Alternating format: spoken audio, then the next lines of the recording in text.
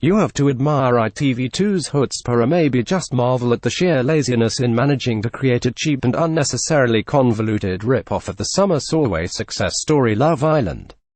Survival of the Fittest was billed as Winter Love Island, a reality show to see us through the frosty weeks of the cold snap. You can almost imagine the prematurely congratulatory high-fives doled out at the overheated production meeting when they came up with this mix of island shows, the aforementioned Sunny, Y reality hit and Bear Grylls' urine-swilling survival effort, I'm a Celebrity, minus the celebs, with a dash of total wipeout and a sprinkling of bromance. Instead of being a reality show ratings smash, it's a curdled cocktail of confusion and tiresomeness. Whereas Love Island kept things simple, self-absorbed hotties sunning themselves, peacocking about engaging in showmances, going on cruddy dates, and screaming, I've got a text, like a mam on New Year's Eve, Survival of the Fittest is the very definition of extra. In an attempt to appeal to a social media scanning viewership, they have concocted a show that is an hour-long anxiety attack. 1 minute the assembled gyrating gym groupies are tackling obstacle courses and physical challenges in a girls against the boys battle of the S, with each activity lasting approximately 10 years. The next they're coupling up, pairing off, switching partners and allegiances like Game of Thrones reenacted by the cast of Hollyoaks.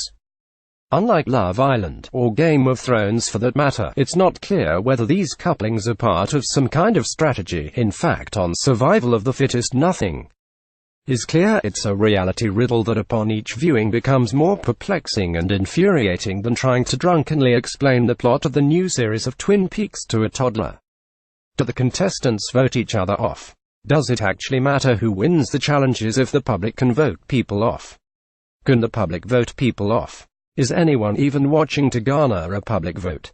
Is the whole show in fact a lucid dream that presenter Laura Whitmore is having because she's dating the voiceover bloke from Love Island? Why is Survival of the Fittest so brain-numbingly tedious? Lacking any kind of silly irreverence, it's laden down with endless cliches and the distinct feeling of enforced frolicking for the cameras.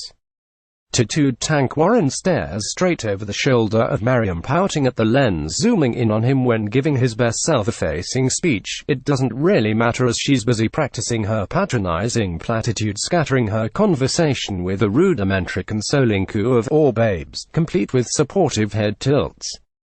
Whereas the Love Island crew lolled about in ignorance of their growing stardom and public fascination with the show, cast members of Survival of the Fittest are waiting for the masses, including savvy celebrities, to become enamored with them. Alas, there will be no relationship advice from Stormzy or any fear of Liam Gallagher name-dropping any of these islanders at upcoming gigs, as Survival of the Fittest is dead on arrival. It's almost depressing to see them desperately mugging for the cameras, pulling what they perceive to be masterful Machiavellian stunts to an ever-dwindling audience waiting to watch repeats of Family Guy. It's the package holiday id to Channel 4's eco-ego trip experiment Eden that had to be abandoned due to the fact that viewers didn't really care if the irritating cast stayed stuck in the Highlands hovel forever unless they were forced into cannibalism.